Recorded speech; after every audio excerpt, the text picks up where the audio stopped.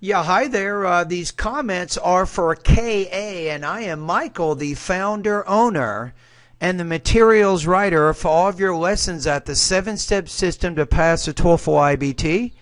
You're also one of my students at California State University in the English language program, and you just completed my independent speaking practice test number 34. Now let's take a look at your essay right now. So I went ahead and put the topic, I pasted the topic into your Word document that you sent me. So the topic here is describe a custom from your country that you would like other countries to adopt.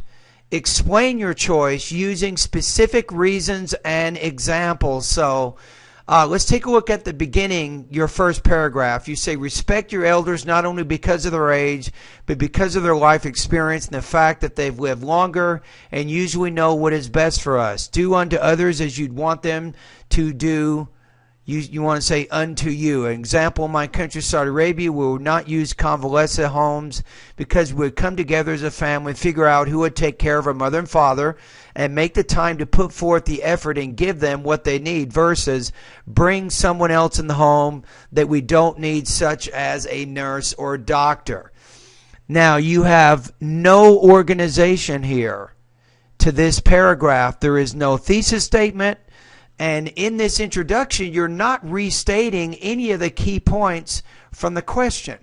For example, if you said this, a custom I want other people to adopt in other countries is the concept of respect that we share in my country of Saudi Arabia. If you said that, now you're framing your response around the purpose of the writing task, which is to describe a custom, to talk about it, and explain why you want other people to adopt that custom.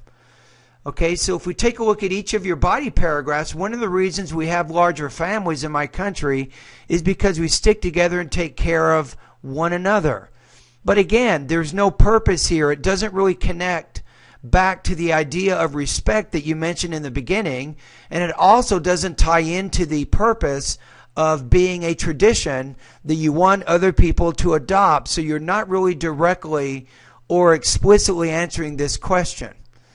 Now, in the next paragraph, you say, great reason to respect your elders not only because they have life experiences, but they have been through a lot more than we have. Now, this paragraph, I can see it has some connection to the first paragraph, but really there's no thesis in the first paragraph. So your second paragraph doesn't really fit at all, and your first and third paragraph doesn't really directly connect back to the writing assignment. You say, if the world would understand the fact of having respect for elders or people older than themselves, we would be in a better place. It not only, you might want to say, polite to hold the door open for an older person, but also a kind gesture to check up on your elders, see if they need any assistance, and so on. So you kind of give an example there, but the main thing I'm concerned about here, there's just not a coherent organization to your idea. So what do you do?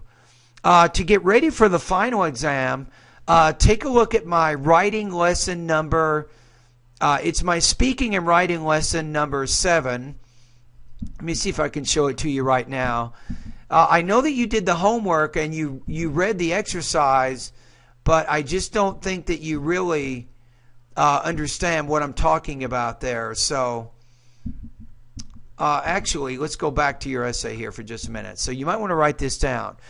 I think if you go to speaking lesson number 7, it also applies to writing. It'll say how to make your speaking and writing more coherent. One of the things that you could have done that you didn't do is you could have repeated or rephrased key terms from this question, which is a custom from your country you want other people from other countries to adopt. I don't really think you used the word adopt at all anywhere in your essay. You didn't really use a custom anywhere in your essay. So if you had repeated or rephrased some of those key terms from the topic, that probably would have better connected your ideas around the writing assignment. So on this one, I think if we take a look at the rubrics here, let's go to, here we are.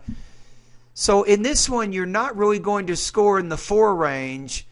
You have not directly and effectively addressed the topic and the task. I don't think you even score in the 3 range. It means addresses a topic and task. You must address the topic if you want to score in the 3 range. In the 2 range, limit to development of ideas as it relate to the topic and the task of the writing assignment. I'm going to say yes. You do have some problems there. Inadequate organization or connection of ideas. There's no thesis statement in your introduction. You don't have clear topic sentences in those body paragraphs. So I'll say there's at least those 2 problems. You also have some problems with your sentence structure, and you have inappropriate word choice, but I'm not going to worry too much about those things right now. So what you can do right now is take a look at, I think I already told you, probably writing lessons number 1 and 2. You can also take a look at speaking lesson number 7, which is also appropriate and important to your writing. You can also focus on grammar lesson number 7, and even to work on your vocabulary more. Vocabulary lesson number 3 is a great lesson to help you build your basic vocabulary. All right, so your score here, I'm going to put you at about 2.0 out of 4, 14 points out of 30. For the purposes of our class, your score will be 64% on the midterm exam. Now, you want to do better when you do that final exam, and you can do it. Just make sure you're organized. You're more organized than you are. You want to make sure you have a thesis statement, and your thesis statement in the beginning kind of restates or it forecasts the main points of your body paragraphs. Make sure the topic sentences in those body paragraphs, they tie back to your thesis. That's probably your biggest issue, is you simply did not have a thesis in the introduction, so there's no way for you to really organize your ideas. All right, anyway, thank you for completing the assignment, and I look forward to reading your final writing exam in this class.